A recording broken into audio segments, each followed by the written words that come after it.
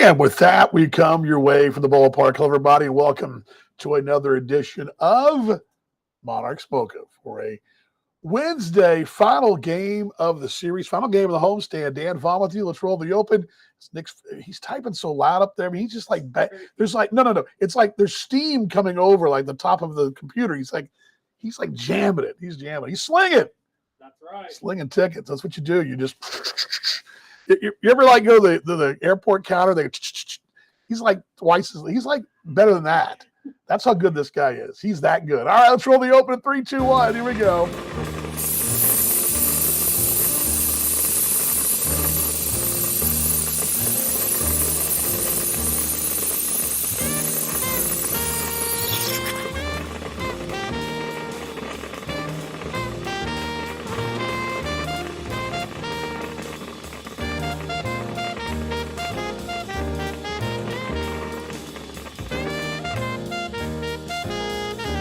Oh, yes. The sounds of the random coffee music, right? It's the random coffee music. Glad you guys are along here on a Wednesday. I had highlights for you, but we had a little technical difficulties last night with the crew. And if you ever dealt with electronic media, once in a while that happens, as we know. And last night, the audio's there, but the video was kind of wonky on the highlights, and it should happen sometimes like that, and all good. So we will not have those. But what I'll do tomorrow for you, we're going to be coming your way tomorrow, a little longer tomorrow on Wednesday. It'll be a really off day, and I'm heading down to the museum tomorrow afternoon, and we will give you a full-blown highlight reel of the weekend. I'll have the gang cut up the best of the best, because really, when you scored the runs this club scored in 65 going to last night, add another 11 to it, so 76 in 5 games. You're scoring those kind of runs. It's kind of hard to narrow it all down. I mean, I don't know how you're going to do it. I mean, but we'll try. Some thoughts on last night. I'd love to take your questions and comments quickly here too. We won't be on very long, but I just want to get you up, ready to go for tonight. The Monarchs are going for their second consecutive sweep, and this one feels a little different. I was talking to Sam Brief today, Chicago Dogs voice, and we were kind of chatting back and forth, and I was just telling him that I thought that, obviously he was talking about the runs we'd scored. I think our initial reaction was, well, Sioux Falls pitching a little suspect, but you're doing this against a club, Lincoln, that's not suspect, and who came in just rolling, and it swept, Winnipeg at home. Look up the real deal. Last night, Kyle Kinman, who's their ace, going 3 2/3, 11 hits, 7 earned runs, 4 strikeouts.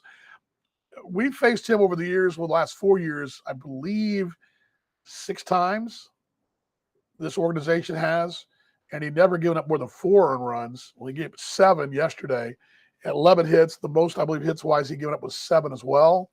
He's one of those guys you got a nickel and dime and pull out a win against. And the Monarchs had done that over the last couple of years. But he was knocked around for 11 in 3 2/3. Their bullpen gave up 3 as well. Really, the incredible thing, too, is the 11 runs, 10 were earned. So it wasn't like they were booting balls on the field. They played pretty good defense. Monarchs do, too. So throw that in the mix as well.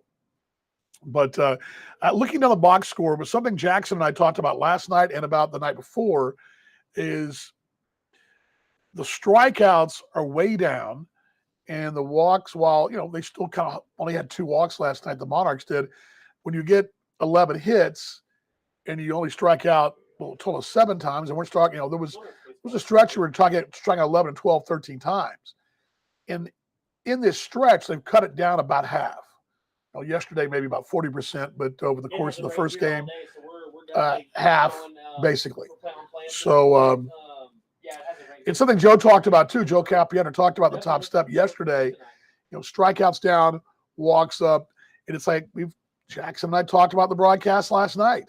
If you, as a pitching staff, if you strike out 11, 12 batters, that's 11 or 12 opportunities that don't get picked up in the outfield. There's no chance for it to be dropped or to be booted or to sneak through or an infield single. Not putting the ball in play saves those chances. And the Monarchs getting the ball in play more often, things are happening.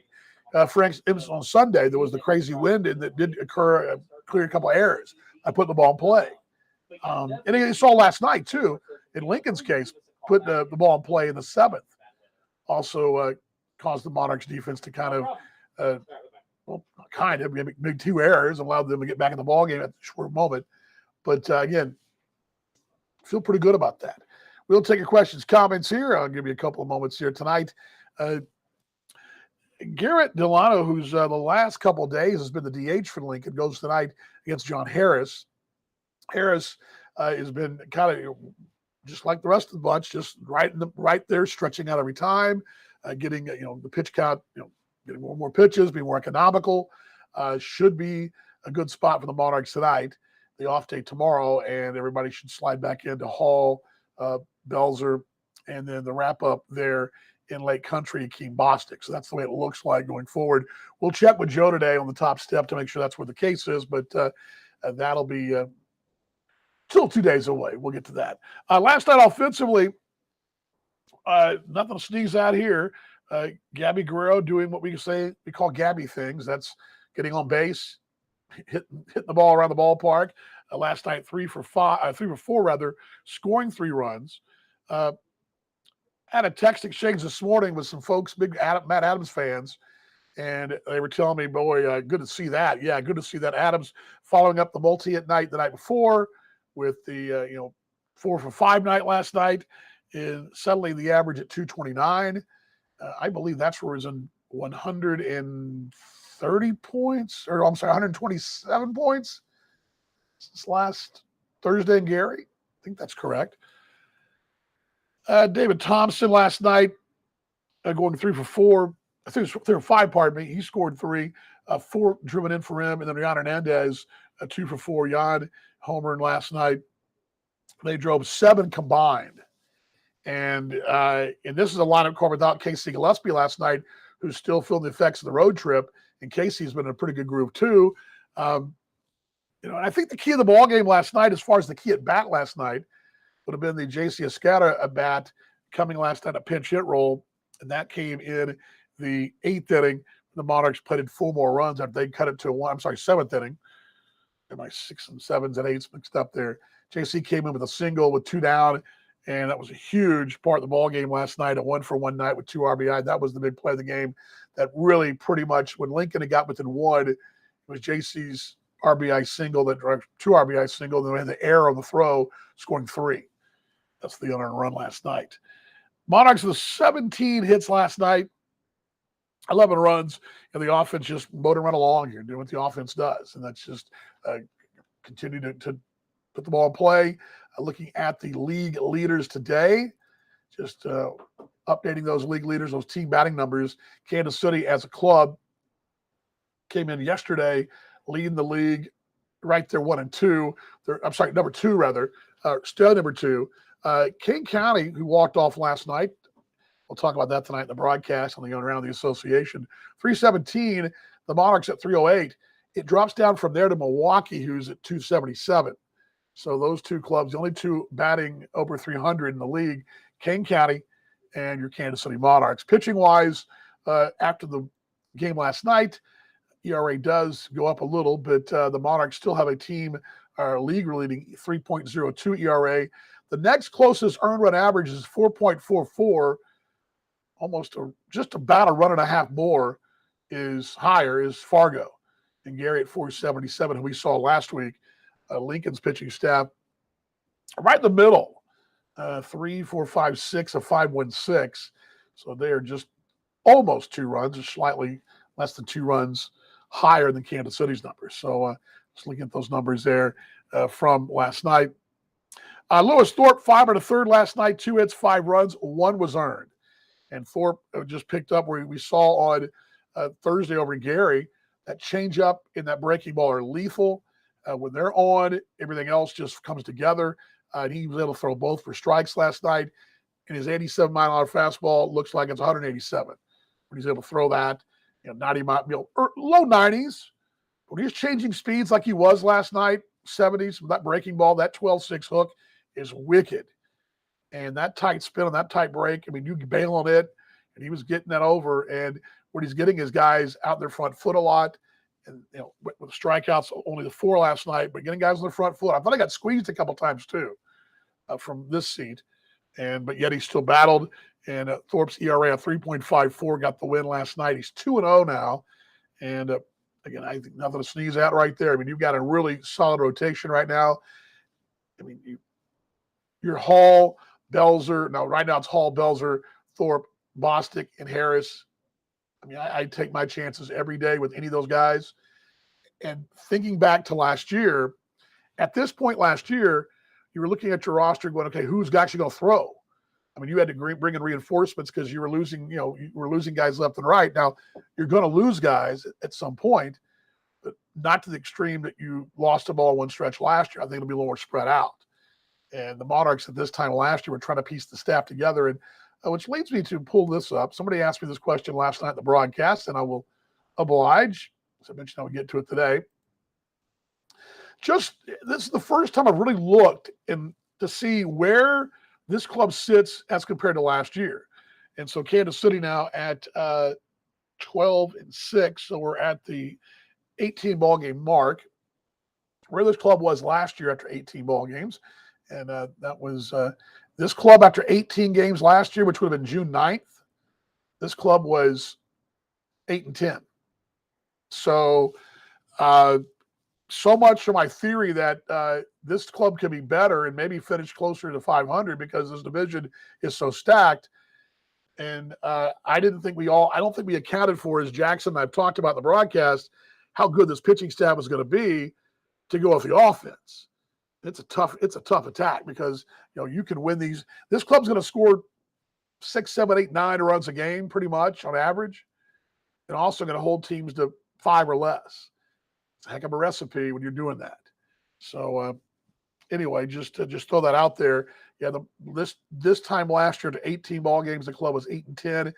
Did get to 500 on the 12th of June. Now, granted, we are a little earlier than that. We're about we're the 2nd, so we're a little earlier right now. But we started a little earlier. Last year we started on the 18th. This year we started on the 13th. So there's that. But hey, feel pretty good about things. Also, this club at home at this point last year had gone 2-3. Let's see here, 4-3. Well, yeah, this club at home last year, by this time, I'm just kind of adding it up here, had gone 1, 2, 3, 4, 5, 6, and was 5-6 at home. So again, ahead of that pace as well. 10-4 at home. And Jackson and I talked about this in the broadcast last night. Tonight, if you can get this sweep tonight, remember you lost that series against Sioux City, but that would kind of make it up with sweeping the last 2 to finish this 16-game stretch without an off day, plus all those early home games. Love to get this from the bank tonight because that would just take off pressure down the road somewhere else. They all mean the same, but you're just doing the math here, going, okay, finish up the homestand. Would be an undefeated homestand. Finish up a 6-0 homestand tonight, and you'd go 6, 8, 10, 11, and 2, 4, 11, and 5 out the gate here at this ballpark. Sorry, 11 and 4, pardon me. It would be pretty good in that stretch. And I think really, I sort of thought, getting the 8 or 9 win mark would be exceptional in this early stretch. And 11 would be huge. So just some thoughts there as we make our way tonight and looking for the final. Let's see here. So I got a little glare here. I got some glare coming in here. So pardon me. Karen, let me see what you guys are adding here.